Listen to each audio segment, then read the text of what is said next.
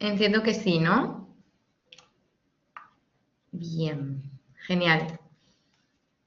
Bueno, buenas tardes a todos. Bienvenidos a esta penúltima sesión, la última de la unidad competencial 4, que como sabéis estamos con atención.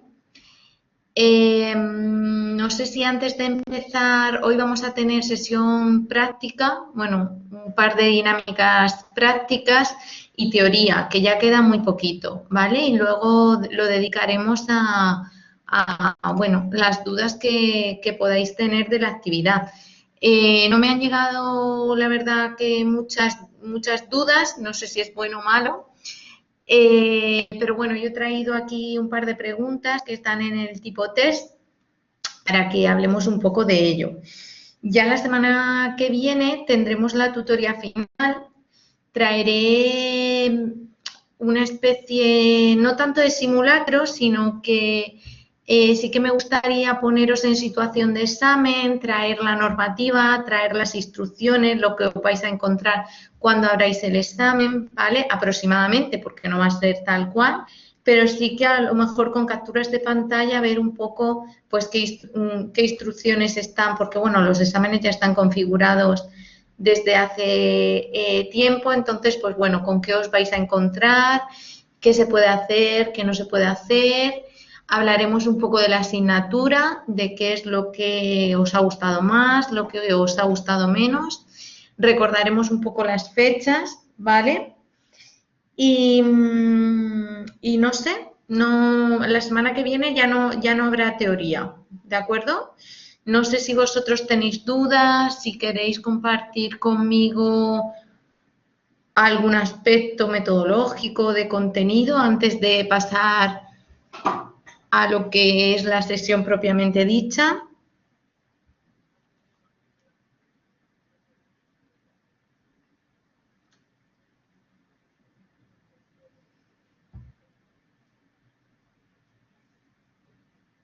¿O está todo muy claro?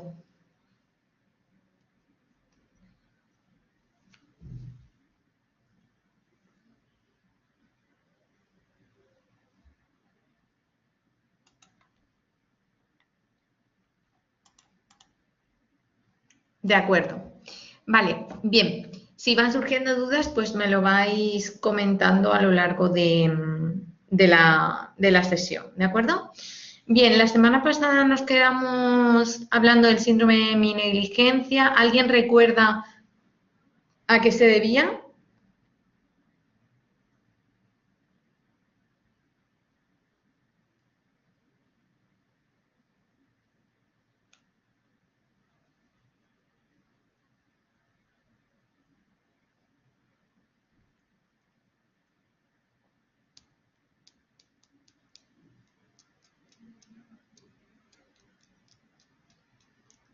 Bien, era un déficit atencional, exacto, en la parte contralateral.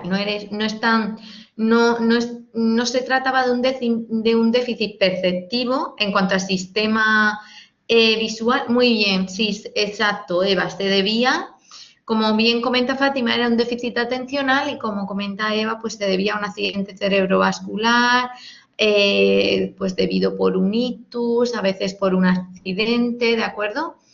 Entonces, bueno, os he dejado unos enlaces, ¿vale? Sobre que me gustaría que viésemos aquí, sobre el síndrome de mi negligencia.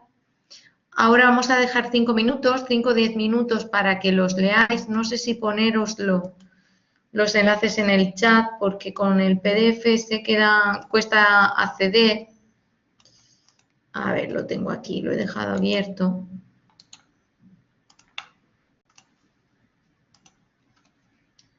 Exacto. Estos son los enlaces, ¿vale? Que tenéis. Echadle un vistazo y ahora a la vuelta de estos 10 minutos, si queréis, hablamos un poquito de ellos. El vídeo es bastante interesante, ¿vale? Es de un investigador que trabaja mucho con síndrome de negligencia, bueno, también con epilepsia, aquí español, Raúl Espert. No sé si lo conocéis. Ahí va, ¿ya lo has podido echar un vistazo?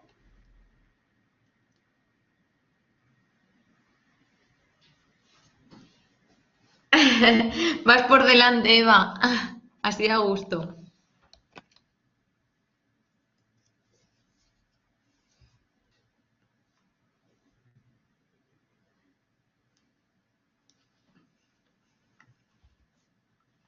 Vale, pues si os parece, hasta y cuarto le echamos un vistazo y cuarto y 20, como hoy la teoría es poquito, también así nos tomamos una sesión un poco más relajada.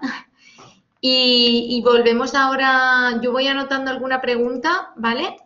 Y volvemos ahora a hacer como un repaso de todo. ¿Os parece bien?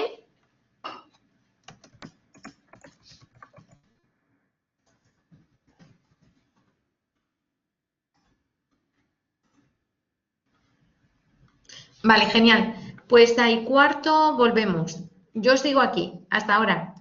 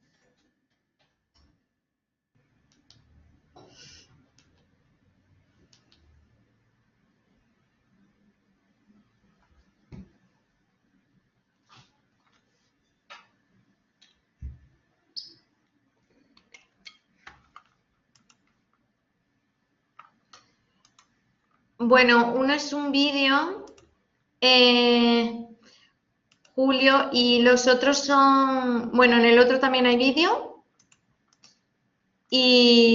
pero son más bien entradas como post, ¿de acuerdo?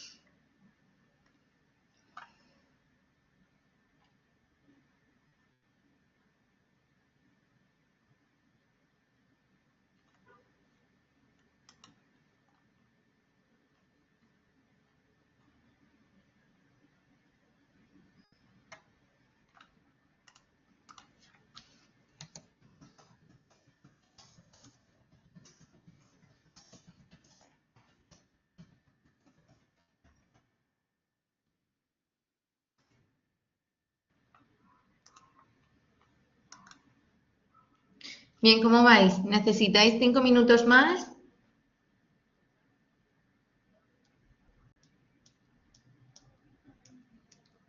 Vale. Hay un vídeo, creo que el que está en inglés, que tiene subtítulos en inglés, hay una prueba con los dedos que os recomiendo que lo veáis, es muy interesante.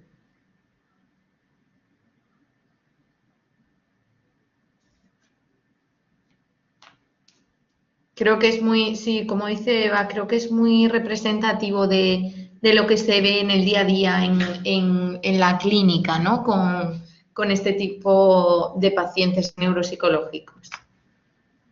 Sí, la del señor mayor, exacto. Cuando empieza a moverla, bueno, ahora hablaremos un poco de ello, pero os lo recomiendo.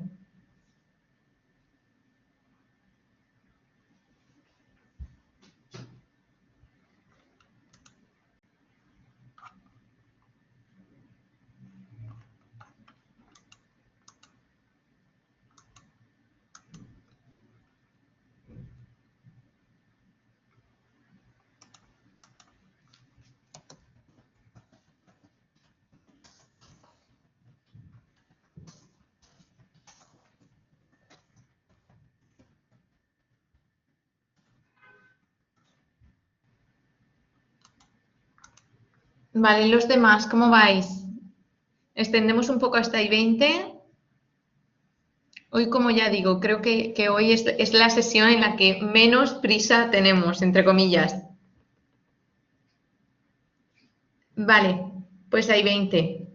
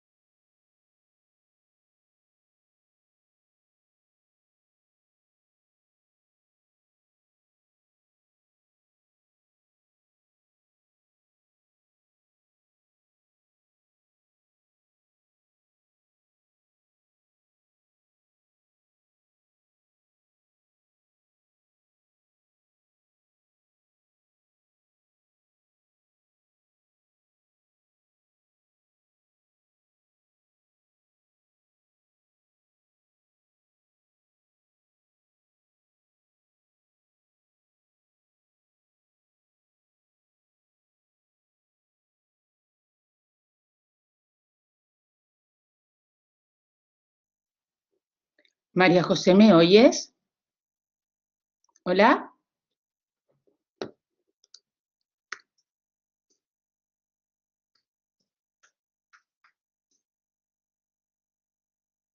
¿Hola?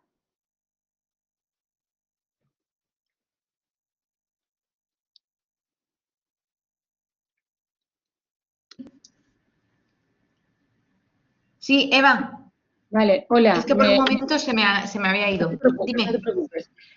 No tiene nada que ver con el vídeo ni con nada, porque esto yo ya lo había visto. Es que tengo una duda con las diprosexias, Vale, ¿vale? Es sí, que no sé si las cuantitativas son 3, son 2, una que va contra la otra. No sé, llevo un lío con las diprosexias y vale. Espera, voy a cargarla y lo vemos juntas. vale, gracias. ¿Vale?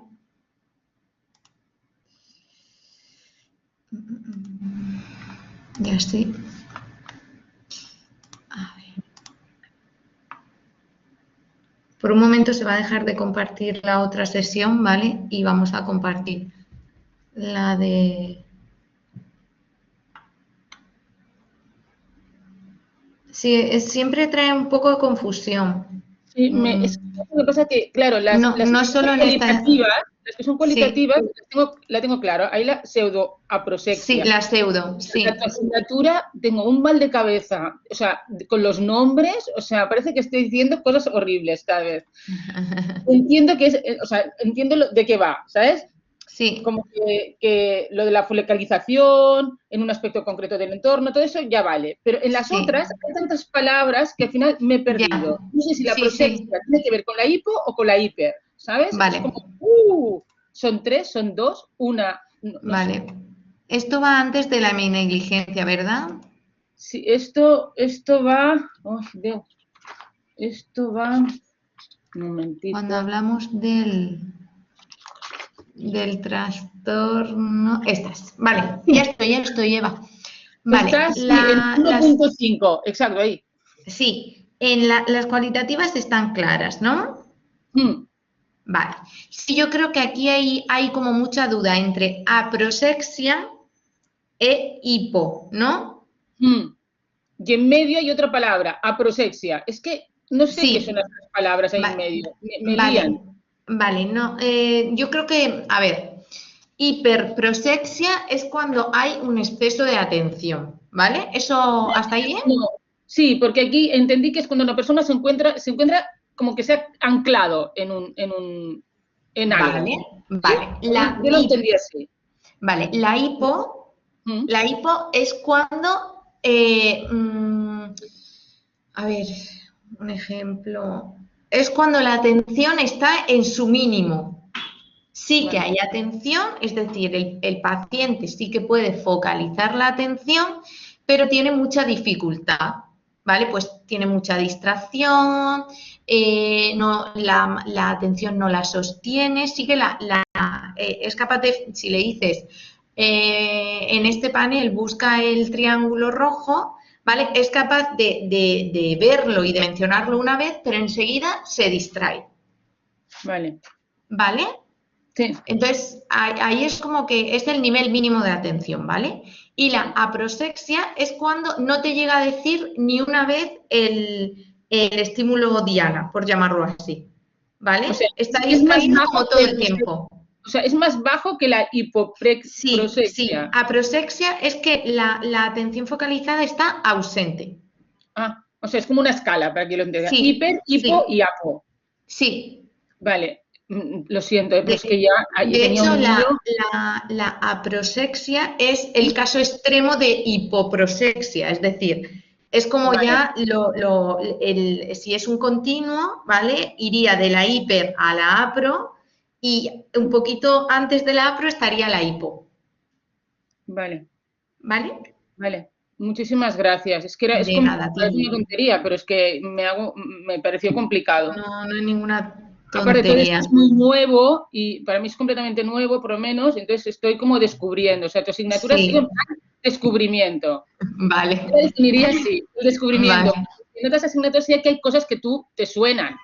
Sí, Psicología social, aunque tú no sepas que se llama así o que eso pertenece a la sí, psicología, pero porque está te más suena, relacionado con la vida cotidiana. sí, te suena. Pero lo tuyo ha sido como ¡fua! ¿sabes? Sí, Como lo todo es muy sé. nuevo y entonces necesito Lo un sé, lo plus sé. de atención en tu Soy clase, la ¿sabes? primera de psicología básica a la que luego ya vendrán otros, vendrán los de memoria, vendrán y entonces os acordaréis. Es posible, pero de momento yo aquí estoy con la atención Vale, aquello a 100%, porque todo es muy sí, nuevo.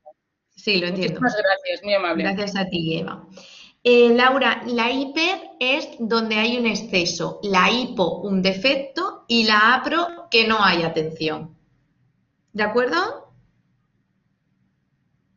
Si estás confundida, la hipo no es exceso. De hecho, pensar hiper, mucho, hiperactividad, por ejemplo, mucha actividad, ¿vale? Hiper, mucha atención. Hipo, baja atención. Aproxexia, cero atención. Ni siquiera baja. ¿De acuerdo? Como estamos así como repasando y cosas que no entendemos, yo ataco. En la atención Vale. selectiva, ¿vale? Entiendo lo que es. Sí, Entiendo cuando yo estudio y estoy centrada en eso. sí, No hay nada sí, que me moleste, o sea, es igual, es que no entiendo nada más, estoy como... sí. sí. Pero entonces tú pones, no solamente estás centrada en ese estímulo en particular, sino que puedes centrarse en una parte específica del propio estímulo. Ahí no sé qué significa, o sea, no sé ver un ejemplo. No sé exactamente qué es eso. Pues que tú puedes estar, por ejemplo, ahora en la pantalla, ¿vale? Vale, Tú sí. puedes estar mirando la pantalla ¿Mm? y tu atención puede estar más dirigida a mi voz, al título de... Es decir, que dentro de la atención selectiva o atención focalizada, a veces puede haber como un subtipo, ¿vale? O una parte de ese estímulo, pues te puede llamar más la atención el título, por ejemplo, de la diapositiva. Pero entonces te distraes, ¿no? No, no es un distractor porque no es un estímulo externo, Vale, ahora lo entiendo. Ya está. ¿vale? Si, por ejemplo, estás aquí mirando la pantalla y de repente te pones a mirar el teléfono o la botella de agua, eso sí que es un distractor. Vale, es que ahí es donde estaba. Yo, a mí, cuando lo estaba, bueno, es que hoy he estado ahí dándole a tu asignatura y veía y decía, me está distrayendo. Y no, porque no es externo. Ahora ya lo Vale, sé, porque, me lo apunto. ¿vale? Me apunto que no es Bien, externo y así lo entiendo. Gracias, otra vez. de nada. Vale, voy a seguir luego si queréis, bueno, que esto también lo haremos en la sesión, bueno, luego lo comentaré, bueno, ya lo estoy comentando. Para la sesión de la semana que viene, traeros dudas así concretas, ¿vale? Y si queréis, pues lo vemos, ¿vale? Si no os queréis esperar a la semana que viene, porque es verdad que el examen en primera convocatoria está cerca, pues también me las podéis mandar por email, ¿vale? Muchos de vosotros acumuláis dudas y luego me mandáis un email pues con 5 o 6 dudas y yo pues en la medida, vamos, generalmente contesto rápida, os contesto, ¿de acuerdo? A las dudas ahí. Y si no, pues las traéis para la semana que viene. De todas formas, si hoy nos sobrase tiempo y ánimos y ganas, pues también podéis preguntarme alguna duda, ¿de acuerdo? Vamos a seguir con el síndrome de mi negligencia. Yo he redactado aquí unas preguntas en base a lo que considero que habéis podido leer bueno, para repasar un poco. Con este síndrome, ¿recordáis qué hemisferio? El foro para las dudas, sí, Carolina, también. Está bien que me lo digas porque yo lo suelo revisar, pero ya sabiendo que vais a usar ahí las dudas, también, solo que a lo mejor no contesto en el mismo día. El foro, bueno, sí, contesto más o menos como los emails, pero que el email para mí es más directo. Pero bueno, como lo dejo un poco a vuestra elección, ¿vale? De verdad. El síndrome de mi negligencia. ¿Qué lóbulo es el que más se suele dañar para que este síndrome sea una consecuencia cerebral? El derecho, exacto. Entonces, casi siempre nos encontramos con una afección atencional en el hemicampo izquierdo, ¿vale? ¿Y os acordáis del lóbulo? Frontal, temporal. Bien, el parietal. Bien. No sé si habéis visto en el vídeo de Raúl Esper, en el ejemplo de las manos, ¿no? como a mitad final de vídeo, comenta el protagonista del documental que bueno, que el paciente, además eso ocurre, ¿no? El paciente es capaz de discutir, ¿no? O de inventarse de elaborar un relato para justificar que él no tiene la mano izquierda o que esa parte del hemicampo no está ahí, ¿no? ¿Os acordáis de lo que hablamos la semana pasada de que estos pacientes, no sé si os acordaréis del nombre, porque como dice Eva, es un poco difícil, pero era un nombre de una afección que yo os comenté, que es cuando los pacientes no son conscientes de su propia enfermedad y que existía una alta comorbilidad, es decir, comorbilidad se entiende por probabilidad de que dos afecciones o enfermedades se den juntas con este síndrome. ¿Os acordáis de a qué me estoy refiriendo?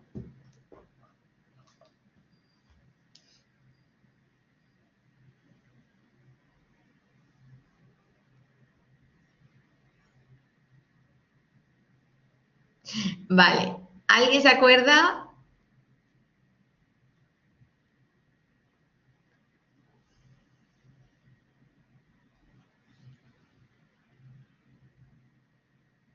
Anosognosia, gracias Carolina. Esta es la anosognosia. Si en algún punto de vuestra carrera os dedicáis a la neuropsicología, veréis que con este tipo de pacientes es muy común que haya una anosognosia muy arraigada, ¿vale? ¿Eso qué conlleva? Pues conlleva a una difícil intervención, porque es como os decía en el vídeo. Al final, si ellos no son conscientes de lo que les está pasando, es muy difícil intervenir con ellos. ¿Se entiende?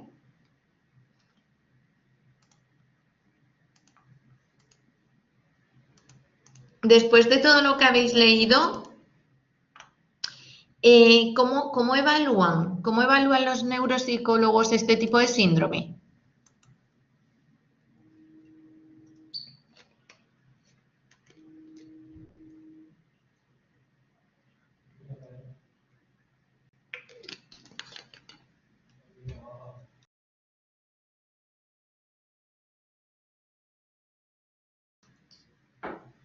¿Habéis podido leer tareas, test? Exacto. Existen varios test, ¿no? O incluso test, el de los dedos, ¿no? Es decir, se le pone al paciente cuadrado justo encima, justo enfrente del neuropsicólogo y entonces, o el dedo o un bolígrafo, ¿vale?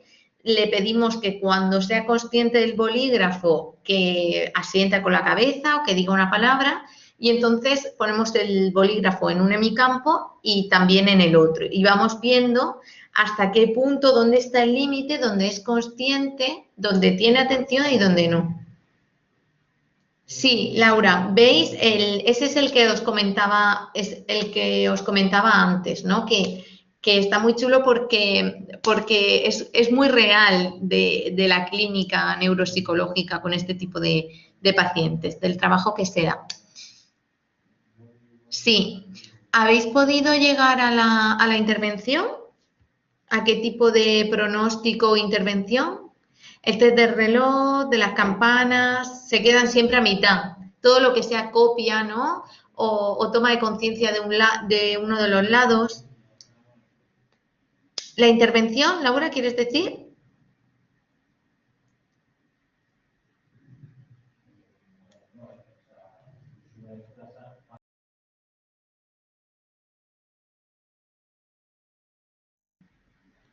Ya,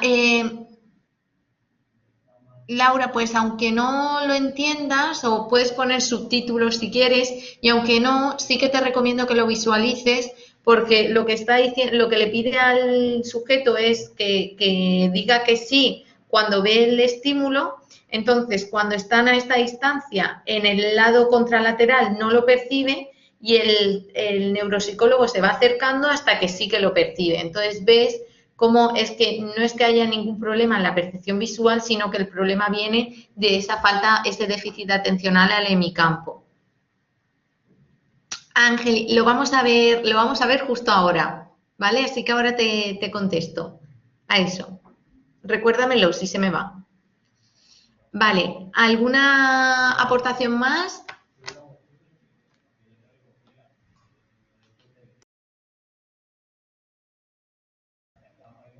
¿Alguna duda más? ¿O aportación?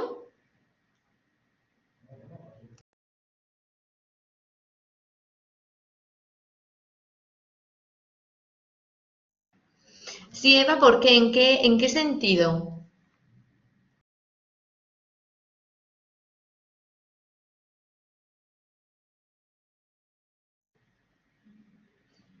Sí, ¿verdad? Por todo lo que hay que mover, ¿no? Sí, es una intervención bastante costosa por parte del terapeuta, de los familiares y del paciente. Ángel, ¿puedes contar un poquito más las terapias de calor y frío?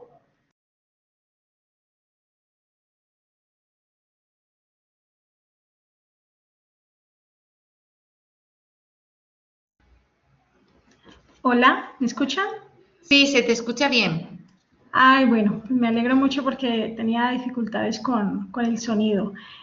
Bueno, lo que alcancé a leer es que creo que por el oído afectado es que ponen agua fría y luego por el lado que tiene, bueno, que puede percibir bien, ponen calor como para hacer que los ojos se muevan. Algo así fue que lo que entendí como para hacerlos, eh, como sensibilizarlos, ¿no? De que sí tienen esa parte afectada. Sí, exacto. Igual que a veces con las manos se les estimula pues con una aguja, ¿no? Para que los receptores verifiquemos, ¿no? Que los receptores sí que funcionan. Al final lo que queremos es que el paciente, y es el objetivo final, inicial y final del trabajo con este tipo de pacientes, es que sea consciente de su hemicampo contralateral. Entonces, se hace con calor y frío en los oídos, se hace con estimulación en las manos, se hace con el test de los dedos a nivel visual, ¿vale? Es decir, que no solo es que no tenga atención visual, como de lo que vamos a hablar en la sesión de hoy, es que no presta atención a ninguno de los estímulos que le llega por cualquiera de los sentidos, ¿vale? Independientemente de cuál sea, en ese hemicampo. ¿De acuerdo?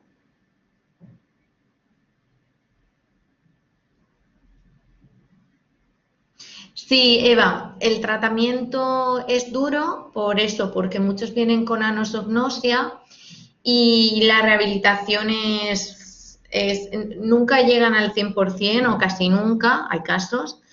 Sí que pueden mejorar, pero tienen que estar siempre con esas indicaciones, ¿no? De presta atención con esos tips o esos truquillos para prestar atención a su hemicampo contralateral. Sí, bueno, Eva, es que cuando se trabaja con determinados síndromes, sobre todo los que vienen los que son consecuencia de una afección neurológica, pues es triste, es como trabajar con enfermedades neurodegenerativas. Al final estás trabajando para paliar unos síntomas cognitivos, pero tú sabes que esa persona, es decir, que ese Alzheimer, que ese Huntington, que esa demencia frontotemporal, eso no se va a revertir. Entonces, bueno, para iniciarse en esta rama de la psicología, pues hay que estar muy seguro y tener en cuenta eso, que quizá no es tan agradecida, por decirlo así, como la psicología clínica, donde le das el alta a tus pacientes. Este tipo de pacientes casi nunca tienen el alta, ¿no? Es duro, pero a la misma vez, bueno, yo te lo digo como desde mi experiencia, te reconforta porque vas viendo pequeños avances, incluso en pacientes que tienen estos diagnósticos, ¿vale? Entonces, pues bueno, al final es poner pequeños retos, como digo yo, para ir.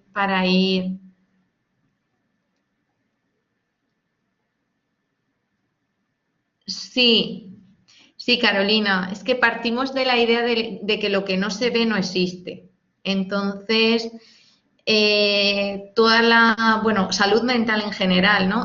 Los trastornos mentales como no se ven, a no ser que, pues bueno, conlleven en una autoagresión, tendencias de suicidio, crisis de pánico, a no ser que sí que se haya llegado al límite, ¿no? Y que se desarrollen así, hay muchas enfermedades mentales que pasan desapercibidas. Y, por ejemplo, pues mucho trastorno de personalidad, pacientes que a lo mejor tienen problemas con el lenguaje, problemas con la memoria y vienen de un nivel cerebral, pero nos consideramos que es un despiste o que... Entonces, bueno, creo que es labor nuestra y vuestra ya, no, aunque no hayáis terminado el grado, pero ya sois profesionales, os estáis formando para ello, de dar visibilidad y bueno, y normalizar, ¿no? E integrar que igual que se habla de un cáncer de pulmón, pues se habla de un síndrome de Neglet o de mi negligencia, ¿no? Nos queda mucho, pero bueno, yo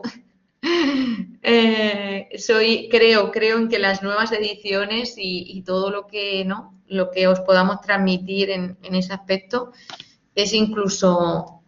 Es decir, te reconforta más como docente que tus alumnos, o al menos hablo por mí, que tus alumnos sean capaces de ¿no? Dar visibilidad a estas enfermedades, o seáis capaces de conocer que existen estos síndromes, que les podáis poner nombre, que podáis legitimizarlos, que a lo mejor el resto de contenido, ¿no? O las palabras raras, como comentaba Eva. Entonces, bueno, de hecho, esta asignatura ya sabéis que no trabajamos patologías porque es una asignatura básica, pero siempre incluyo, hoy veremos también otro síndrome que se llama síndrome de Baring, que está también relacionado con la atención y siempre intento para que veáis que la atención tiene su significado y que estudiemos percepción y atención es importante de cara a lo que os puede llegar a la clínica.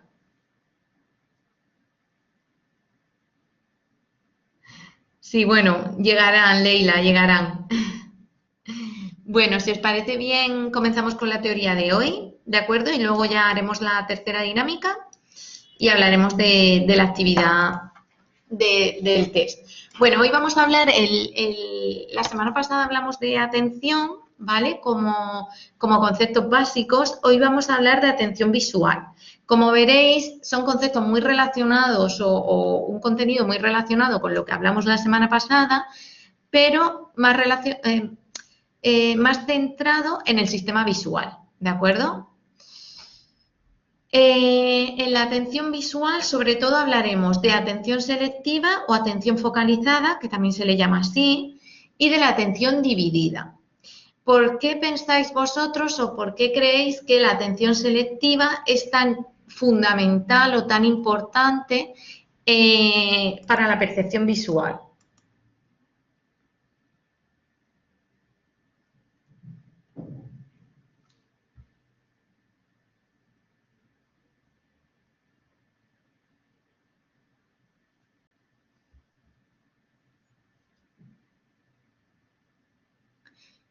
Exacto, porque, bueno, como veremos ahora con el modelo que postuló Posner y también con la teoría de integración, ¿vale? Para poder procesar un estímulo tenemos que atenderlo. No siempre veremos que sí que existe la percepción sin atención, pero en la mayoría de los casos, ¿no?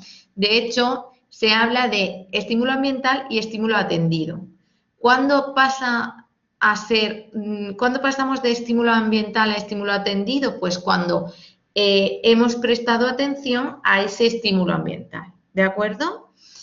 De hecho, la fobia es la que más se relaciona con la atención focalizada, esto se ha demostrado, porque en la fobia, como sabéis, esa parte de la retina donde solo hay conos.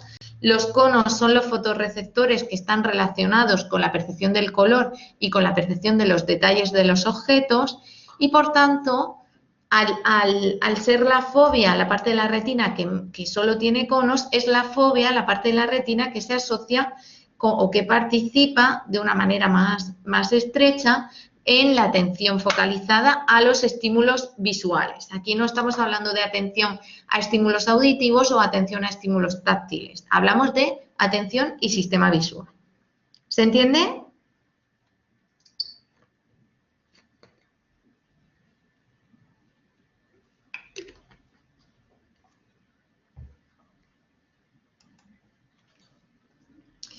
¿Cómo se logra la atención selectiva? Aquí voy a la duda que me han preguntado antes, que Ángeles, creo que ha sido de los movimientos sacádicos.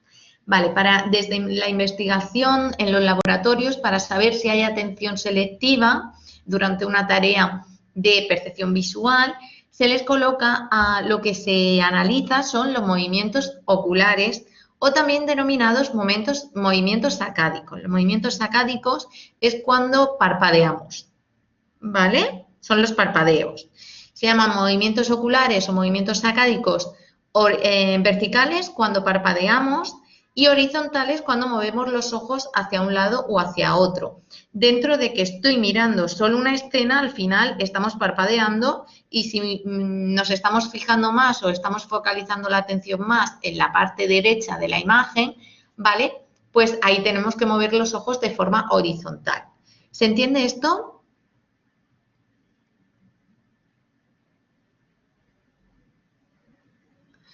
¿Cómo medimos los movimientos oculares o movimientos sacádicos? Pues con un aparato que se llama Eye Tracker, ¿vale? Que lo tienen pues muchos laboratorios de percepción. En mi laboratorio, por ejemplo, había uno. Le colocas, son como unas gafas, se las colocas al participante, le pones un estímulo, ¿vale? Y le dices que visualice la escena. No tiene que buscar nada, no hay nada intencional. Lo que analiza el Eye Tracker es la mirada, cómo va. ¿Veis aquí los circulitos amarillos y las líneas? Pues los circulitos amarillos son las fijaciones de los ojos en diferentes puntos de la escena y las líneas pues unen un movimiento con otro. ¿De acuerdo? Bien. Se ha visto que, o se ha demostrado que estas direcciones de nuestra mirada, cuando se nos pone un paisaje, ¿vale? Y tenemos que darle percepción visual o lo estamos percibiendo visualmente, pues esa atención en ese paisaje, en esa escena, en esa cara, se ha visto que está dirigida o que está subordinada a ciertos factores, ¿vale? Como, por ejemplo, la actividad mental. Específicamente se han estudiado, se han postulado 4 factores que pueden afectar en la manera en la que exploramos una escena visualmente, ¿vale? Un estímulo visual, ¿vale? Esta pregunta, por ejemplo, puede caer en el examen de redacción, ¿vale? Para que vayáis viendo un poco, aunque sabéis que ahí tenemos una bolsa de preguntas con 100 y pico preguntas, ¿vale? Pero bueno, es posible que esté entre las preguntas de redacción de esta unidad de competencia.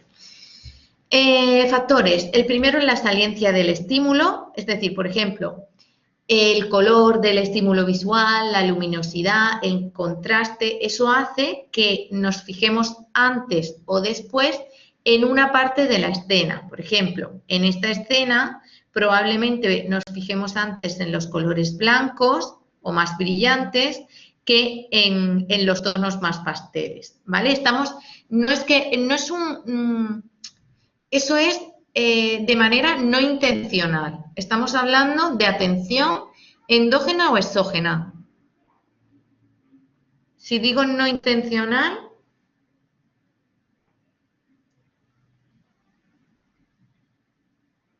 exógena, exacto. Es el estímulo el que está captando mi atención, ¿vale? Entonces, bueno, se ha visto que el nivel de saliencia de ciertos aspectos del estímulo pues puede estar guiando esa atención exógena. También el significado que tenga esa escena para mí, ¿vale? Si busco una bici, como pongo ahí en el ejemplo, para alquilar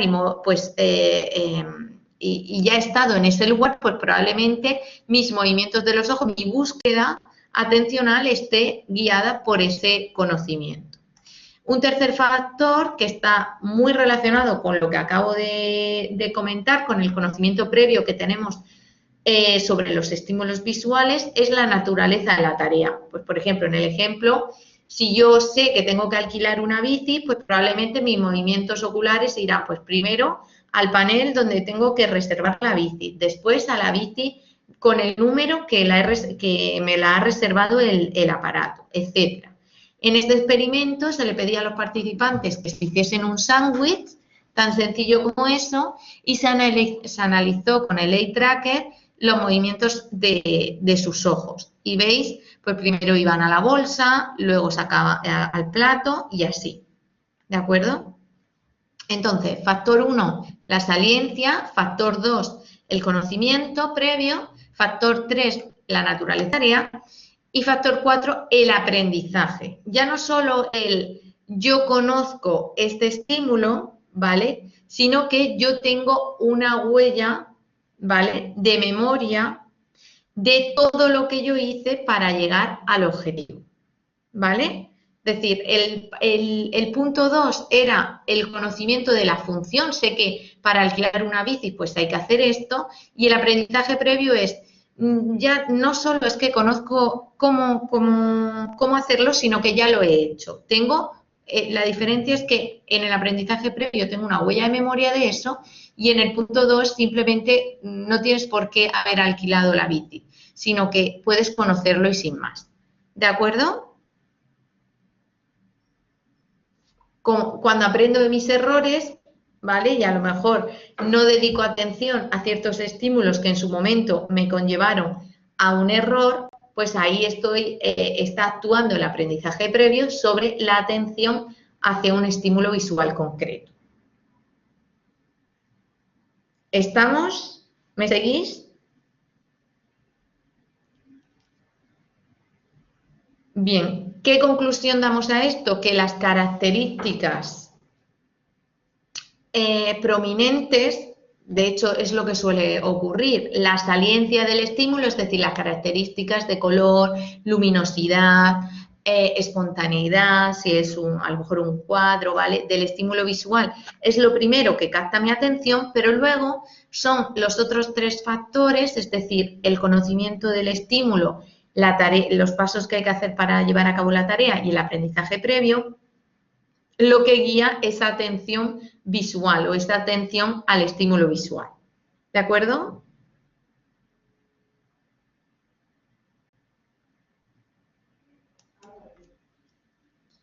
Bien, ahora vamos a relacionar atención con percepción, ¿vale?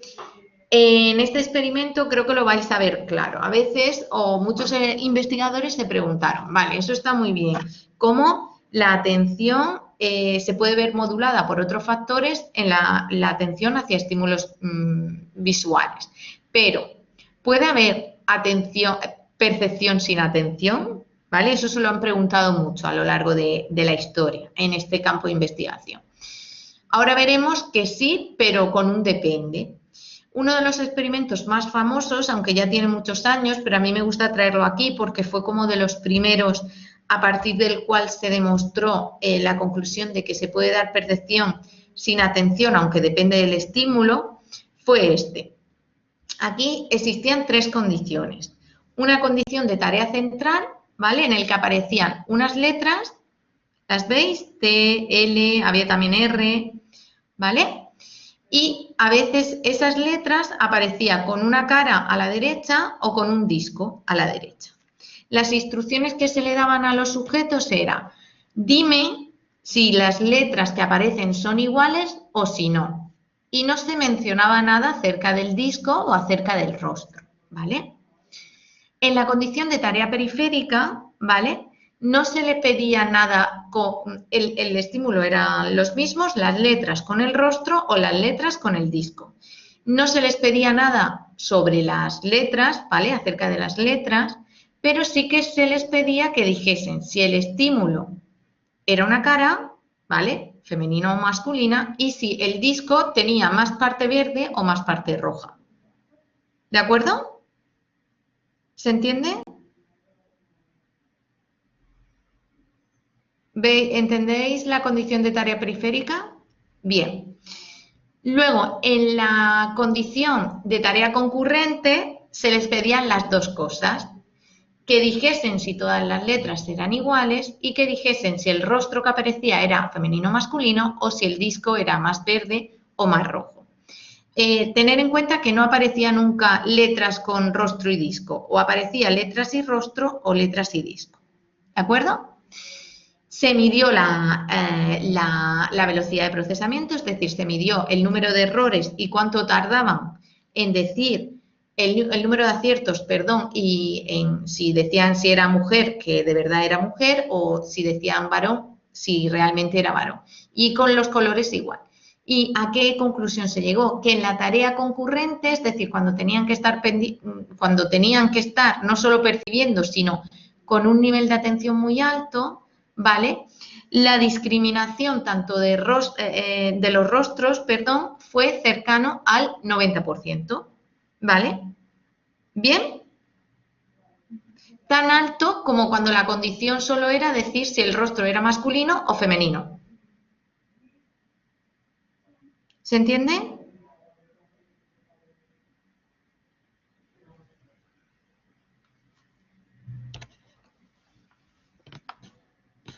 ¿Esto a qué nos lleva? Vale, Ángel, y ahora si quieres te lo vuelvo a comentar. Esto nos llega a decir que en la condición donde había percepción con atención, perdón, es donde más aciertos se tenía, ¿vale? Debido a que había atención con percepción. Eso ocurría cuando con los rostros, ocurría con los discos, no. ¿Y esto por qué es así? ¿Por qué la atención en los rostros hace que perciban mejor los participantes?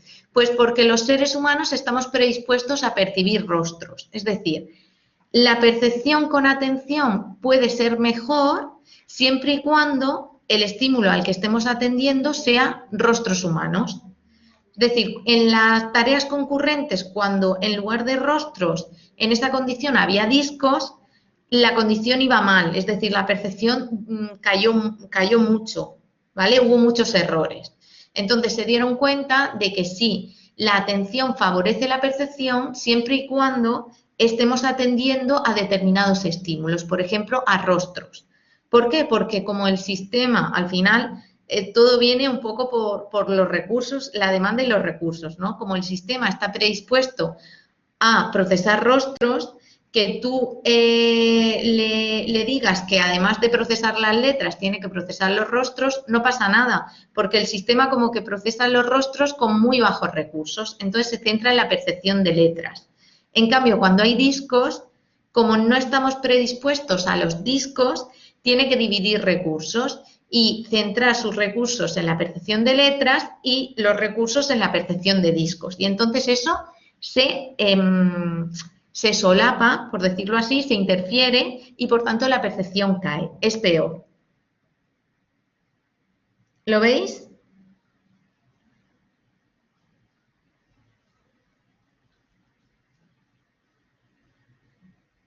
Vale. Genial. Entonces, ante una pregunta, si en el examen se os preguntase, ¿es posible la percepción sin atención? Sí que es posible, ¿vale? Percibir sin atender, sí, pero depende del estímulo. Es decir, la percepción puede estar mejorada con atención y sin atención, pero depende del estímulo, ¿vale? No existe percepción sin atención, sin un pero, sin ese depende, ¿de acuerdo?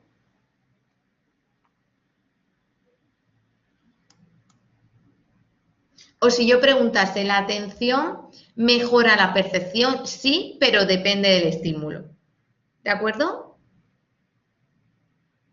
Porque aquí hemos visto que los rostros mejoran, pero los discos no.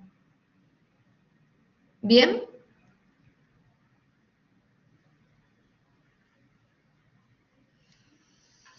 Bien. Otra forma en la que se relacionan la percepción y la atención, ¿vale?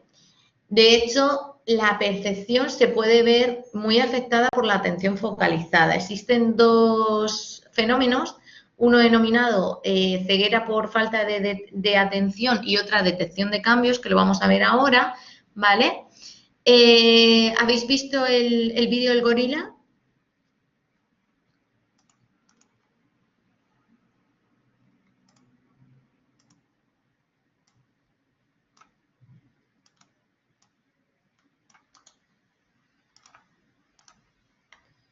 Vale, pues el vídeo del gorila, después de lo que hemos visto aquí de percepción y atención, tampoco os voy a poner el vídeo si lo habéis visto. ¿Por qué creéis que ocurre ese fenómeno?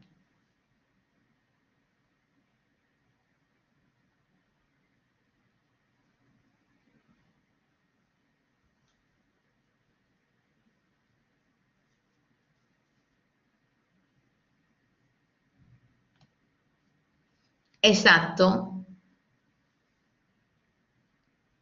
Es decir, Eva, ¿cómo podrías explicar? Vale, vale, Eva, por eso no entiendes la pregunta. La mayoría, ¿vale? De personas que se quedan, como estamos, nuestros recursos están destinados a contar el número de veces que se pasan la pelota, ¿vale? Pues nuestros recursos es como que están siendo gastados en eso. Entonces eso le elimina capacidad a la capacidad para percibir visualmente algo tan obvio como un gorila. Ese sería como la base.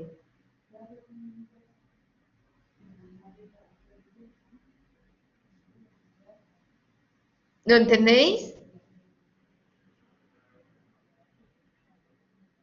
Eva, a lo mejor como viste al gorila cuesta un poco más de entender, pero lo general o lo que suele suceder es que la persona o no ve al gorila o no le presta atención, no es como su primer estímulo focalizado. Entonces, atención y percepción, ¿se pueden dar la una sin la otra? Sí, pero con un pero siempre, ¿vale? Porque para poder percibir de una forma integrada, de una forma óptima, necesitamos de la atención y también para poder atender necesitamos de la percepción.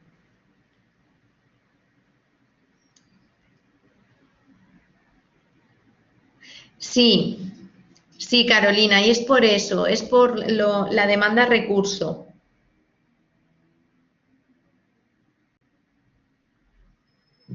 Laura, sí, sí, a mí cuando me lo presentaron en el grado también. Ah, qué guay. Ángeli, ¿puedes poner el enlace? María José, lo que pasa es Sí. que ese programa está en Disney. Lo he estado viendo y Vale. aparecen muchas cosas sobre psicología social, percepción, atención, y está muy, muy, muy agradable, muy divertido. Qué bien. Vale, pues quien pueda. Sí, es que es del. Vale, vale, sí. Es del canal, ¿no? Sí, intentaré de pronto grabarlo y compartirlo, pero si es más Ay, nuevo. si lo puedes. Vale, vale, sí, claro, es de pago. Vale, si lo pudieses hacer, Ángel, te lo agradezco un montón.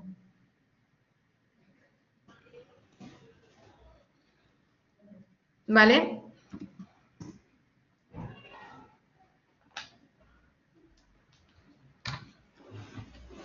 David. Vale, Ángel, te has dejado el micro abierto. Ángel, creo que tu micro está abierto. Ojo con eso. Ya no, ya no. Sí, es Disney Plus. Eva, pues no hay tantos casos como el tuyo.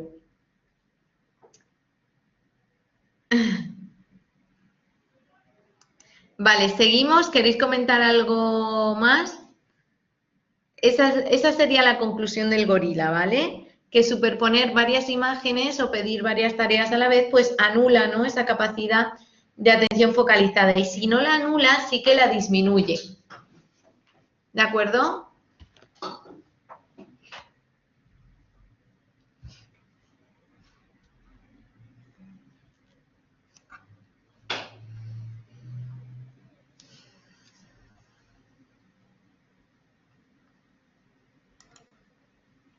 Bien, el otro... No te preocupes. Es más, yo cuando os aviso es más por vosotros que por mí. El otro fenómeno relacionado con esta ceguera es la detección de cambios.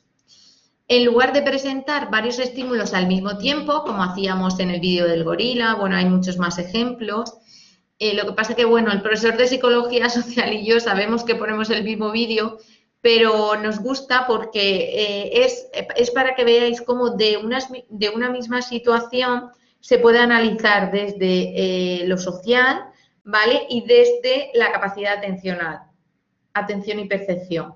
Es decir, nosotros, bueno, nos reunimos siempre, los profesores quedamos en el mismo tramo de tiempo para ver en qué nos solapamos y tal, y sabíamos, por eso he dicho, lo habéis visto ya, no sabía si en la clase ya había llegado, pero es para que veáis cómo se puede analizar, que eso os pasará en consulta, ¿no? La misma situación desde diferentes perspectivas. ¿De acuerdo? Bueno, aquí en detección de cambios, en lugar de presentar varios estímulos a la vez, primero se muestra una imagen y luego otra un poco diferente y se le pide al participante pues si hay cambios. Es un poco las 7 diferencias, ¿no? El juego de las 7 diferencias. Y los resultados es que cuando no se les indica que se han introducido cambios, generalmente la percepción se queda igual, ¿vale? Es decir, cuando no llamamos, por decirlo así, o cuando no incidimos sobre la posibilidad de que se hayan dado cambios, la atención focalizada como que no entra en acción, ¿vale? Y la percepción no cambia, ¿vale? En otra condición sí que se le dan pistas y de que se han podido dar cambios y por tanto se detectan los cambios y gracias a que entra en juego la atención focalizada. Otro ejemplo, y desde entonces seguro que os acordáis de esta detección de cambios de psicología de la atención y la percepción, es cuando, no sé si os ha pasado, que en ciertas películas o series de repente sale una escena y la escena siguiente es la misma, parece una continuación, pero a lo mejor el protagonista lleva una camiseta de otro color. O están justo detrás, la escena es ligeramente diferente. Eso a veces pasa, ¿vale? Pues como generalmente no se nos avisan de que se han dado cambios, por lo general la persona no detecta los cambios, a no ser que, bueno, tengas un nivel de alerta basal alto y estés atento, por decirlo así, ¿no?, a este tipo de cambios. O que te guste, que sea un hobby, ¿no?, detectar cambios en series o errores de continuidad, como se le denomina. ¿Bien?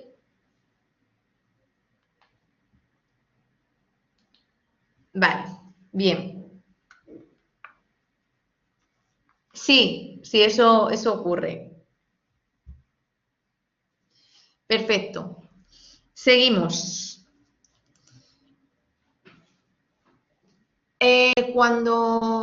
Después de todas estas conclusiones, fue Posner, que es un estudioso, bueno, es uno de los autores más representativos de la atención, el que después de que William James, que como ya sabéis es un hito, resultó un hito de la psicología, comentó que prestar atención a un objeto lo hacía más vivo y claro, ¿no? Pues Posner posteriormente ideó este experimento, que es súper famoso, en el que para ver si la atención mejoraba la percepción, ¿vale? En los ensayos que él llamó válidos, a mí me gusta llamarlos congruentes, presentaba una flecha hacia la derecha y luego el estímulo aparecía en la derecha. El participante lo que debía de hacer es mirar la primera pantalla y luego mirar la segunda y pulsar una tecla cuando apareciese el estímulo, ¿de acuerdo? Como en la primera pantalla la flecha nos dirigía aquí, ya en la segunda pantalla estábamos nuestra atención focalizada, nuestra atención estaba focalizada en esta parte del cuadrado y por tanto en los ensayos válidos éramos más rápidos, los tiempos de reacción eran menores que en los ensayos inválidos, o a mí me gusta llamarle incongruentes, es decir, cuando la flecha te avisa de forma errónea, ¿vale? O engañosa que el estímulo al que tienes que responder aparecerá en la izquierda, pero aparece en el lado contrario. ¿De acuerdo?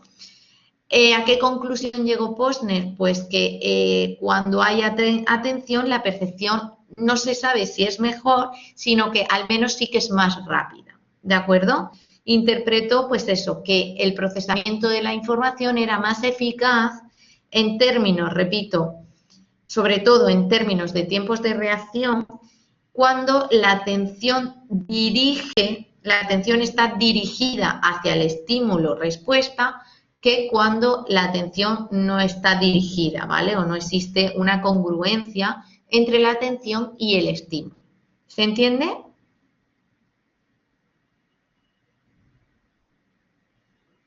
Bien. María José, Sí. ¿te puedo hacer una consulta? Sí, claro. Lo que pasa es que estaba viendo esto que es bien interesante, incluso cuando tú vas pasando vas pasando la diapositiva y uno también como que, como te dijera, uno empieza a mirar el dibujo y reacciona. Te sirve preaviso. Sí, sí. Sí, y esto en la vida real, por ejemplo, es lo mismo que cuando, por ejemplo, tú buscas, por ejemplo, algo y algún objeto en la casa, por ejemplo, y sola no lo encuentras más rápido, pero si te dirige tiene que ser algo que, si te dice alguien ya, está en tal parte, ¿no es lo mismo o si es lo mismo? Lo mismo de preaviso no. Eso está más relacionado con el estrés. Por ejemplo, volvemos un poco al estrés, Carolina. Cuando no encuentras algo es porque los recursos atencionales que estás poniendo no están siendo funcionales, ¿vale? De hecho, a veces sucede que cuando no encontramos las cosas es cuando más prisa tenemos, ¿vale? O cuando ahí hay algún defecto atencional. Puede ser porque tu sistema esté cansado, puede ser porque tu sistema tiene un nivel de activación demasiado alto como para poner las estrategias de búsqueda, puede ser porque hay algún déficit a nivel cerebral, por ejemplo, ya si nos vamos a afecciones, ¿vale? Pero generalmente cuando te calmas y es como que empiezas de cero con las estrategias de búsqueda, lo encuentras. ¿Vale? No está tan relacionado. Aquí el preaviso es cuando, imagínate que todas las imágenes, figuras, ¿vale? Fotos, imagínate que yo estoy presentando en las diapositivas, aparecen aquí y eso hace que tu sistema ya sepa que la imagen siempre va a aparecer aquí. Y eso hace que si yo te dijese, paso la diapositiva y te digo, pues como veis en la imagen y tú de repente, Carolina, me dices, sí, María José, la imagen la veo. Hay un error en la imagen, me lo dice muy rápido. Es como que el preaviso de que eso siempre es así te hace ser más eficiente. Lo que tú has comentado está más relacionado con la distracción, más relacionado con los factores que hacen que tu atención sea peor. No sé si me explico yo ahora.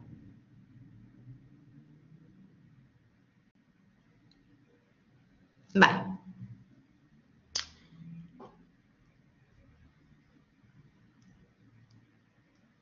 Sí, Nacho, es parecido. Los test de conducción, muchos experimentos de percepción van con preaviso, ¿vale? Intentan los de conducción, a lo mejor te ponen una señal y luego te van a la izquierda para ver que tu tiempo de reacción, ¿vale? Es que en la conducción necesitamos valorar mucho los tiempos de reacción para frenar ante un semáforo, para percibir las señales.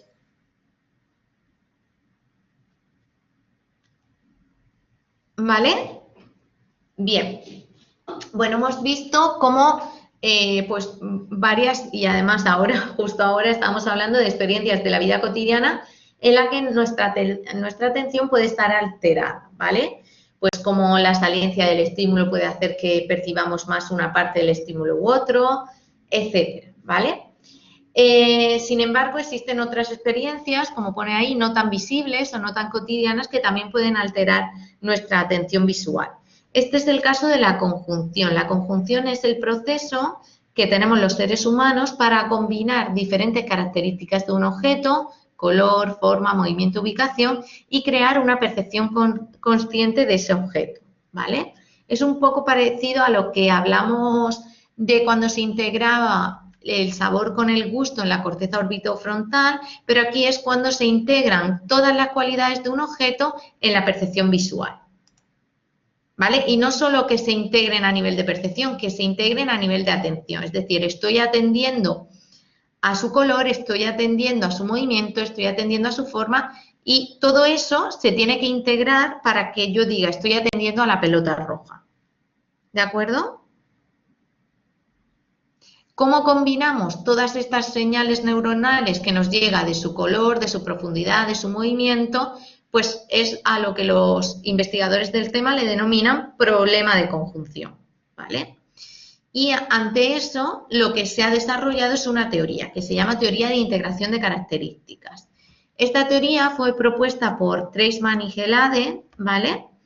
La premisa fundamental de esta teoría es que el procesamiento de la información basada para estímulos visuales se divide en dos etapas. Esta teoría viene un poco de lo que hemos hablado de Posner, ¿vale? Treisman nos decía que procesamos los estímulos visuales en dos fases. Una primera etapa o fase que denominó preatencional, que es cuando atendemos a las características del estímulo, pero por separado, y es una etapa muy rápida, muy automática. He procesado el color, he procesado la forma, apenas te das cuenta de cómo lo haces, ¿vale? Y luego está la segunda etapa, que es menos automática, ¿vale? Se llama atención focalizada, que es cuando combinamos todas estas características y somos capaces de darle nombre al objeto, de darle función al objeto. Se ha concluido que la etapa preatencional es más automática, no necesita tanto de nuestra atención focalizada, pero que en la etapa de atención focalizada sí que depende claramente de la atención. De tal forma que si alguno de los factores de los que hemos hablado, ya sea la prominencia del estímulo, mi experiencia previa, mi estado mental, está interfiriendo en esa atención focalizada, no se dará la percepción consciente. ¿Se entiende?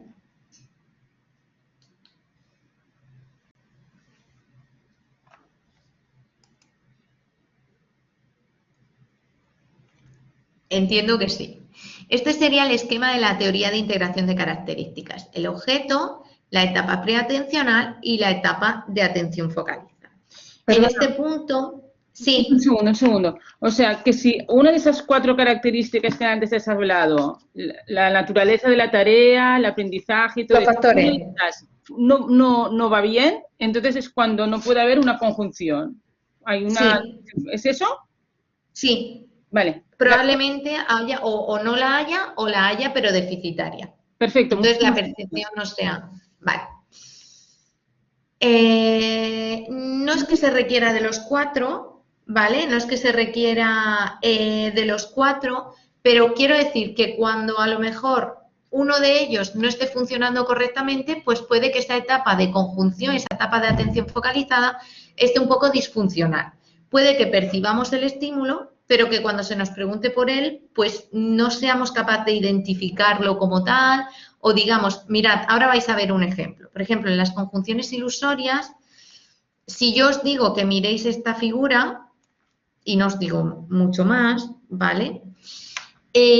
Cuando se hizo esto con ciertos participantes y luego se preguntaba, se quitaba la imagen y se preguntaba qué estímulos había, muchos de ellos pues podían decir un triángulo o un círculo, pero eran capaces de conjugar el color y la forma, por ejemplo, o decir el color, la forma y el número que tenían al lado. ¿Qué se dio aquí? La etapa preatencional, es decir, fueron capaces de percibir las características por separado, había la forma, había un triángulo, el color, había algo rojo, pero no conjugaron. ¿Por qué? Porque no se les insistió en que debían de estar atentos. Simplemente se les puso esa imagen un tiempo cortito y luego se les quitó y se les preguntó, ¿vale? ¿A qué quiero decir? Pues, ¿qué quiero decir con esto? Pues que se necesita de la atención focalizada para que se integren las diferentes cualidades de un objeto. ¿Me seguís?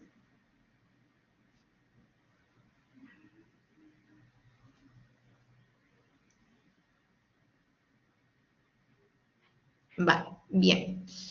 Y bueno, a esos errores, cuando la etapa de atención focalizada no funciona correctamente, pues porque el estímulo no es saliente para el sujeto, porque no tenemos aprendizaje previo, porque no funciona, pues a esas conjunciones mal hechas, por llamarlo así, o deficitarias, se le denomina conjunciones ilusorias. ¿Vale? Cuando, por ejemplo, de un círculo amarillo, el sujeto percibe un círculo, pero no percibe el color. No ha conjugado. Bien, ante estas conjunciones se han dado evidencias cerebrales de esta teoría. Es decir, se ha visto que la conjunción se suele dar a nivel del lóbulo parietal, es decir, que está muy asociado. De hecho, cuando el parietal está dañado, además de un síndrome de mi negligencia, existe otro síndrome denominado síndrome de Baring, sobre el que vamos a hacer una búsqueda hoy, ¿vale? Estos pacientes no tienen esa incapacidad para atender al hemicampo contralateral, como pasaba en el neglect o en la heminegligencia, pero son incapaces de centrar su atención en un objeto dado. ¿De acuerdo? Hablaremos ahora en la dinámica sobre ello. Además de la evidencia cerebral, lo que se ha establecido a un nivel más microscópico es que la conjunción también se da, existen en ese lóbulo parietal neuronas especializadas para la conjunción de objetos visuales. ¿Vale? ¿Cómo? Pues en el ejemplo, cuando poníamos esta imagen a la persona y analizábamos sus neuronas del lóbulo parietal cuando eran capaces de decir que había una mujer y cuando eran capaces de percibir el gato, y lo que se vio es que las neuronas dedicadas a la percepción del gato tenían un patrón de activación, es decir, los potenciales de acción se daban de la misma forma en todas esas neuronas que se activaban cuando se percibía el gato, y que cuando las neuronas que se activaban cuando decían que habían percibido a la mujer, esas neuronas también tenían un patrón de activación similar, ¿vale? A esa sincronía, ¿vale?, se le denominó la hipótesis de la sincronía, que quiere decir que existen en el lóbulo parietal neuronas cuyo patrón de disparo, cuyos potenciales de acción se sincronizan cuando están percibiendo un objeto concreto.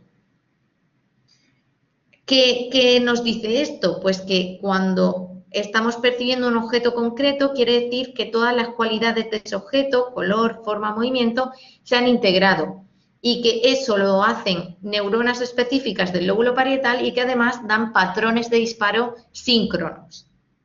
¿Me seguís?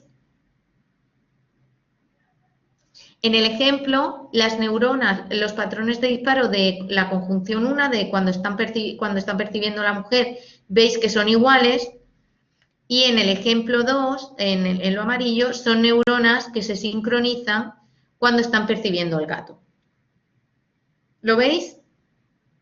Es decir, a nivel parietal existen además neuronas, no solo que cuando se daña el parietal el paciente es incapaz de conjugar, ¿vale?, sino que en el parietal existen neuronas especializadas en estos tipos de conjunciones específicas para cada uno de los objetos. Me he perdido.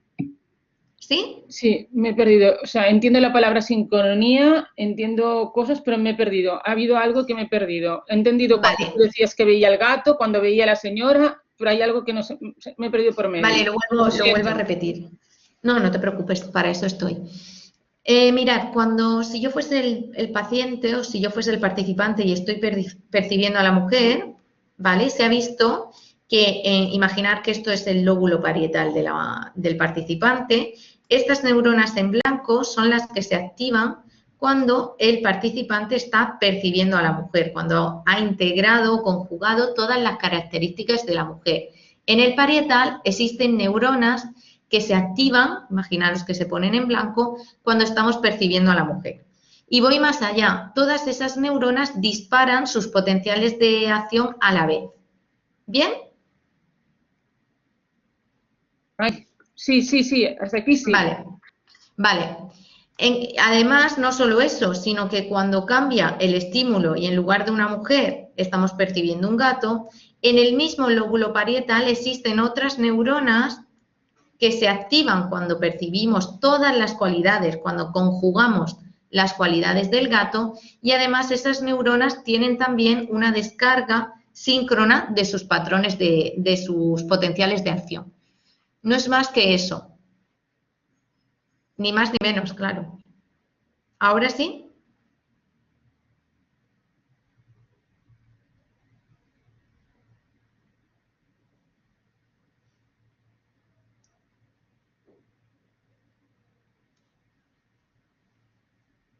Claro que cuando percibimos el objeto de la mujer se disparan unas neuronas con el mismo patrón de activación y que cuando percibimos otro estímulo diferente, en este caso es un gato, se disparan otras neuronas y entre esas neuronas hay un mismo patrón de activación. Y todo eso sucede en el lóbulo parietal.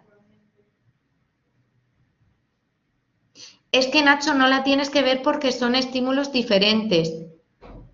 La conjunción 1 es el patrón de respuesta cuando percibimos a la mujer y la conjunción 2 es el patrón de respuesta de las neuronas cuando percibimos el gato. Sí, sí hemos puesto mujer y gato porque era el ejemplo, pero lo que quiere decir es que cuando percibimos estímulos individuales por el sistema visual, hay neuronas especializadas en percibir cada uno de los estímulos.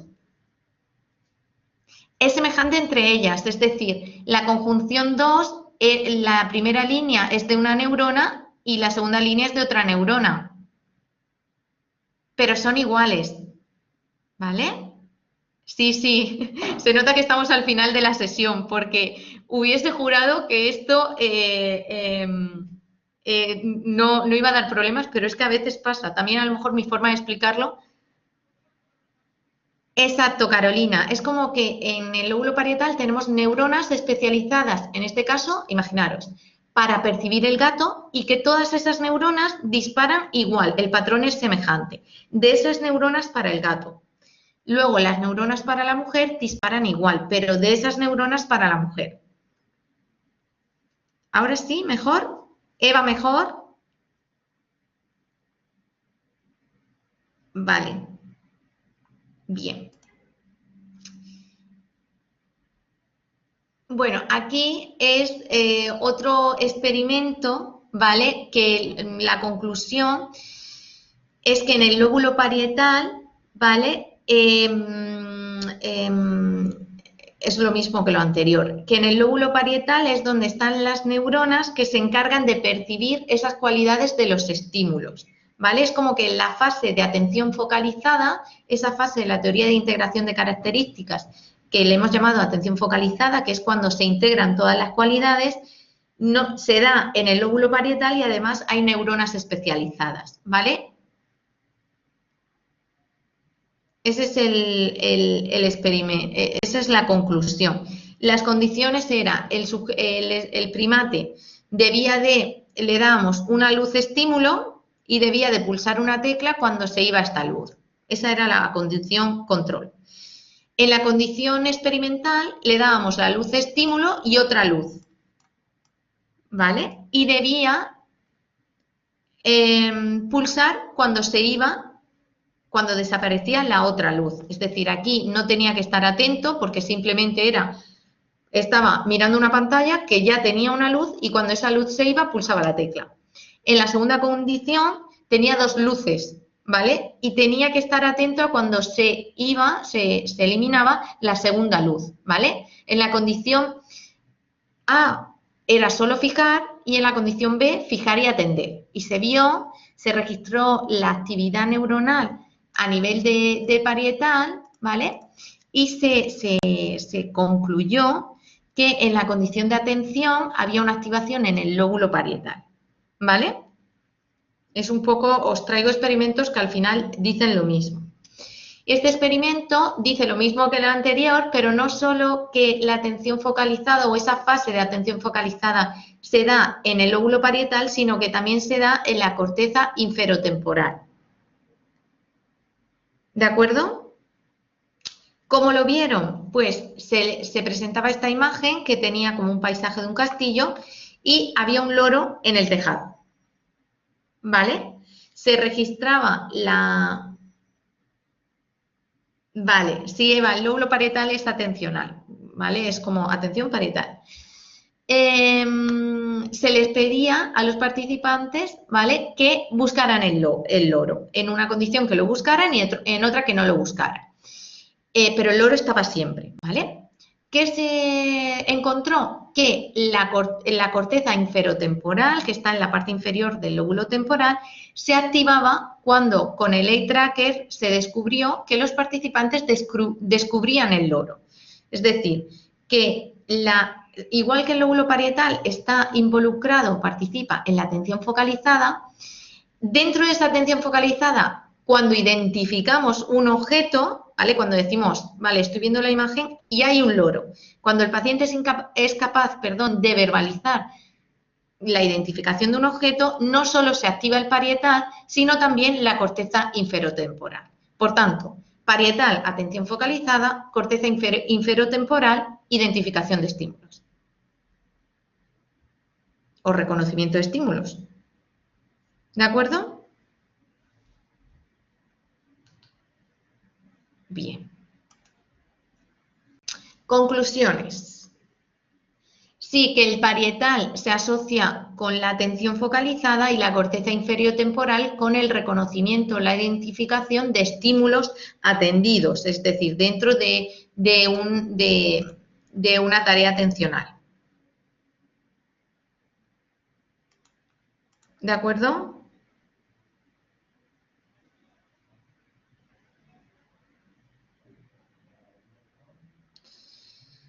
Bien, conclusiones. Pues que al visualizar una escena la retina es bombardeada con muchos estímulos, ¿vale?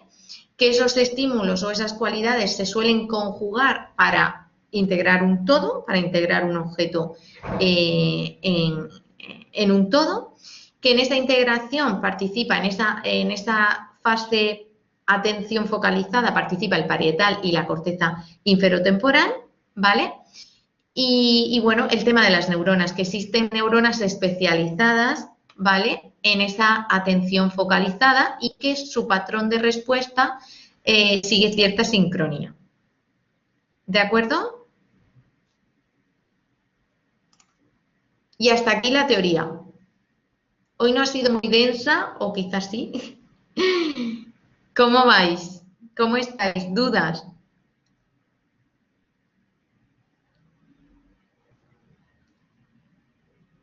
No, no hay más teoría, Nacho, esa es la duda, ¿no?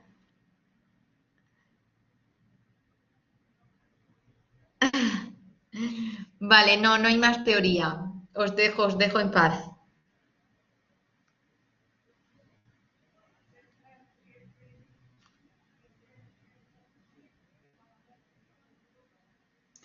Vale, ahora si os parece, voy a pasar a las dudas de la UC4 y si nos da tiempo, hacemos la dinámica, ¿de acuerdo? Porque así cerramos la unidad competencial. La dinámica incluso la podemos hacer el viernes que viene, si estáis muy cansados, ¿de acuerdo? Bueno, la UC4 ya sabéis que es un tipo test que va sobre atención, ya de todo lo que hemos visto de atención, ¿vale? La sesión anterior y la de esta. Recordaros que los errores penalizan, que os pongáis un poco en situación de examen. ¿Qué más cosas? Dudas. He traído aquí 2 preguntas, ¿vale? La atención es aplicación voluntaria de la actividad mental o de los sentidos a un determinado estímulo u objeto, aplicación no voluntaria, aplicación no voluntaria únicamente de los sentidos. ¿Qué pensáis? No tenéis por qué responder. Los sesgos atencionales, tendencia para sesgar la realidad, tendencia para interpretar la realidad, tendencia a prestar más atención o fijarnos antes a unos estímulos frente a otros. ¿Alguien quiere comentar? La de atención, aunque existe...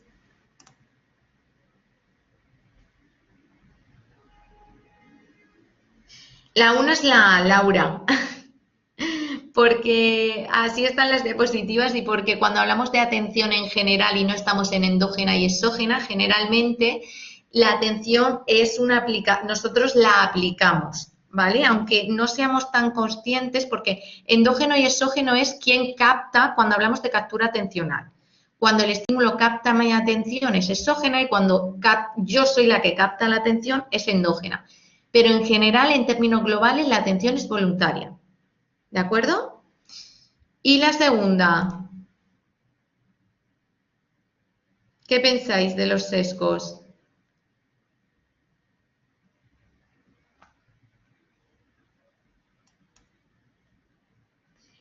La C, exacto. Es una tendencia que tenemos a darle más atención a unos estímulos antes que a otros, ¿vale? Pero no es una tendencia a sesgar, ¿vale? Ni a interpretar, porque no va después de la atención, sino que va antes, cuando hablamos de sesgos atencionales. O si no, quizá pues hablaríamos de sesgos interpretativos. ¿Bien? Exacto, Nacho. Según el sesgo de negatividad, sí. ¿Os está costando haceros con la actividad? ¿Cómo vais? ¿Cómo estáis con respecto al examen?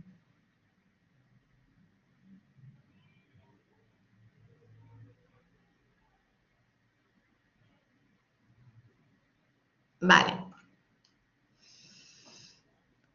Vale, ¿tenéis los exámenes todos en una misma semana? Tenemos una semana, lunes, miércoles, viernes y a la siguiente martes y jueves. Vale. Tú estás en el primer grupo. Yo estoy en la de 3, ¿no? En el de 3 porque es viernes, es el viernes. Sí, sí. Vale. Estás en el primer grupo, ya lo tengo yo controlado eso. Vale, genial. Genial, es que no me había metido. Es lo típico que lo suelo mirar antes, cuando quedan como 2 semanas, que es más o menos ya. Y vale, pues de cara a la sesión... Lo único que te quiero decir es gracias por habernos hecho hacer los trabajos antes. Y que al final vale. O sea, te lo digo para los cursos que vengan, házelo así, porque hay profesores que hemos hecho justo al revés y ahora vamos ahogados. O sea, pero ahogados. O sea, hay gente que está súper agobiada, porque hay trabajos que incluso nos lo dirán la semana que viene. Jolín, claro, sí, te entiendo. La semana que viene no nos dirán qué quieren. Entonces, claro, eso nos está cortando mucho, como que te pones a estudiar y tienes que entregar la actividad. En cambio, si todas las actividades hubieran estado ya entregadas, pues al hacer los test también estudias. Entonces es como que todo suma. Pero vale, pues eso... hazlo siempre. Te lo estoy diciendo. Vale. Tengo mucho morro, pero te lo digo tal cual. Porque no, Eva, es una cosa que vamos a tratar... Para el estudiante es más fácil. O sea, te pudiste entregar muy bien a hacer los trabajos. O sea, yo le dediqué un montón de tiempo y tal, porque no estaba como agobiada por los exámenes. O sea, estaban lejos. Sí. Ahora, en cambio, tenemos, pero como un montón de actividades. Yo he contado 6 actividades de aquí a 2 semanas. Un momentito, y vamos todos como locos. Y claro, de esas asignaturas no más estás estudiando nada, porque solo estás haciendo actividades. Sí, te entiendo. Digo, hazlo siempre. Vale, pues a los estudiantes es un favor. Pues gracias, Eva, por decirlo. Y bueno, son aspectos que la semana que viene hablaremos. Pero es importante para el estudiante, o sea, para nosotros es muy importante. Es una sutileza que a lo mejor nadie cae porque no te pones en el otro lado, pero para nosotros, yo, todos los trabajos que me los den en las primeras 6 semanas, pero después pongan test todos. Porque aparte aprovecho para estudiar. En cambio ahora, haciendo trabajos, me parece que estoy perdiendo el tiempo. Estoy hasta las 3 de la madrugada haciendo trabajos. Pero es una locura. Es que es una locura. No, de hecho es una cosa que hemos cambiado de cara a esta edición, porque, bueno, si es que esta asignatura, como ha sufrido cambios y tal en esta edición, en la anterior, por ejemplo, la actividad de la UC4 iba con un informe y allí ya veréis que la semana que viene yo siempre dedico un hueco, a que os desahoguéis un poco con la asignatura, a cosas buenas, cosas positivas, aspectos negativos, y uno de ellos fue este, y por eso se ha cambiado. Por eso doy tanta importancia a la encuesta que se os abrirá, para que allí os quejéis todo lo que queráis, porque al final en View se toma muy en cuenta la calidad, ¿vale? Y cada vez más, porque es una universidad que está creciendo y tal. Pero es que si no os quejáis, nosotros no podemos cambiar.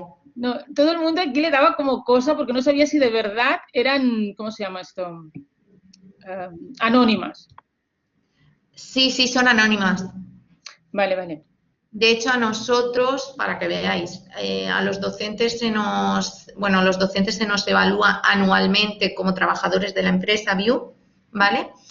Y se hace como una media y a nosotros no nos llega ni siquiera, es decir, nos llegan los ítems, ¿vale? De esta asignatura, pero en las 2 ediciones por año, por ejemplo. Es decir, que es que llega todo general, pero desde View, como digo yo, desde mis superiores, sí que se tiene en cuenta, sobre todo cuando hacéis observaciones, ¿no? Pues el manual debería de estar actualizado, por ejemplo. Pues de esta asignatura, por la cantidad, imaginaros que yo daba lo que he dado, más 4 temas más, ¿vale? De percepción visual. Entonces, tres temas más de percepción visual. Entonces, claro, la teoría íbamos súper rápidos y no nos daba. Y se quejaron muchísimo. De hecho, bueno, se reunieron con coordinación. Yo los animé. Yo también me reuní con coordinación y gracias a eso se ha cambiado de cara a vosotros, que sois como la edición nueva, ¿no? Porque es con los que hemos experimentado tanto cambio. Entonces, sí que son anónimas, de verdad, que son anónimas. Incluso los comentarios que hacéis si queréis realizar observaciones también. Y de hecho eso llega a los directores de título. Hay directores de título que los comparten con los docentes y hay quien directamente los envían para la valoración anual, ¿vale? También para que sepáis cómo funcionamos. Transparencia ante todo. Muchas gracias por contarnos eso. Gracias a vosotros. Lo del tema manual, sí, lo hablaremos. Sí, lo hablaremos de cara a todo eso, anotarlo, que la semana que viene lo hablaremos, ¿vale? Y bueno, y si se puede cambiar, pues lo que ha dicho Eva, ¿no? Pues las actividades test que sean al final. Pues ya sabemos que de cara a octubre, no porque yo no doy la asignatura, pero en la siguiente edición que sí que la doy, pues lo haremos así. Y bueno, que al final, aunque los docentes vayan cambiando, la asignatura permanece, ¿no? Sí, José Luis, hombre, si quieres entrar en primera convocatoria la tienes que cerrar antes de las 23:59 del día del examen, horario de aquí de España.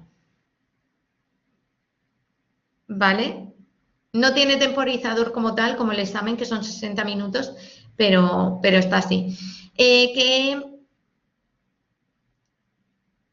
Sí, Carolina, sí, con esta asignatura suelo repetir. Lo que pasa es que a vosotros sí que ya no os doy, espero no daros y que paséis todos la asignatura. Y sí, Carolina, sé que para los que no sois de España el tema del horario. Qué bien, Leila. El tema del horario es súper importante para los que no sois de España. Sí. María José, sí, Sí. estoy como al pendiente. De hecho, en general yo no tiendo a preocuparme por las cosas que no están muy cerca, pero dentro de mi cabeza tengo claro que la siguiente semana tengo que analizar cuál es el corte de horario, ver todas las cosas, porque de hecho, por ejemplo, ustedes tuvieron ayer feriado y nosotros acá en Chile no. Entonces, es una situación que hay que observarla con cuidado. Esa es la verdad. Sí. Yo, por si te sirve un tip que me dijo un alumno, mi alumno era de Ecuador y desde una semana antes el ordenador se lo configuró con horario Madrid, España, Bruselas, creo que es ese, ¿vale? Y a nivel académico como que iba con ese horario. Excelente, porque te prometo que a veces si te sirve, pero a él le vino bien porque, bueno, su vida era la que era, pero a nivel académico es como que las clases pues se metía a las 8 de aquí, ¿no? Es como que, y se puso un poco en situación. Y bueno, me encanta lo que me acabas de decir porque a veces cuesta un poco, créanme, cuando ustedes ya están viviendo, nosotros estamos durmiendo, entonces... Sí, lo sé, además es muy curioso porque yo... Sí, tengo contactos trabajo a nivel de investigación con gente de Montevideo y claro, vamos siempre a de ritmo, ¿no? Cuando es eso, Claro, cuando te estás acostando, otros se están levantando. Y claro, bueno, este es el horario en el que coincidimos, medio exacto. coincidimos. Exacto, Mm, qué buen consejo me has dado, porque en sí, serio que tenía clarísimo que tenía que ver este tema y sí. estar muy pendiente, la verdad. Te lo Sí, agradezco sí, es muchísimo. que hay asignaturas, por ejemplo, de posgrado que no tienen examen y el examen es una prueba que tienen que entregar antes de la 23:59 y vamos, que vale mucha puntuación. Y claro, ese fue el alumno que como que se metió ahí para no perder el tiempo, ¿vale?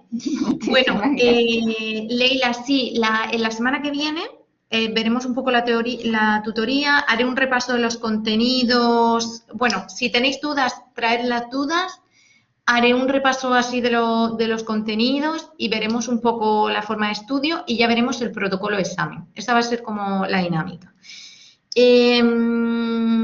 Creo que lo vamos a dejar aquí. Si queréis, como la semana que viene tenemos más tiempo, empezamos con el síndrome de Balin, ¿vale? Como hemos hecho hoy con la heminegligencia y así parece que dejamos algo de teoría. Y bueno, os dejo 15 minutos antes, que nunca os doy, el viernes pasado y este sí, pero nunca os doy descanso a mitad. Y ya está, por mi parte lo dejamos aquí. La semana que viene con el síndrome de Balin, quizá las diapositivas vengan un poco más tarde porque quiero preparar bien el protocolo de examen y todo eso, ¿de acuerdo? Que no, eso no está de la edición pasada y bueno, es que justo la semana que viene empiezo otra asignatura. Así que quizá en lugar de lunes las cuelgo martes, ¿vale? Martes o miércoles. Y nada, que tengáis buen fin de semana, que si tenéis dudas me digáis y ya solo nos queda un viernes juntos. Vais a estar conmigo hasta julio. Igualmente.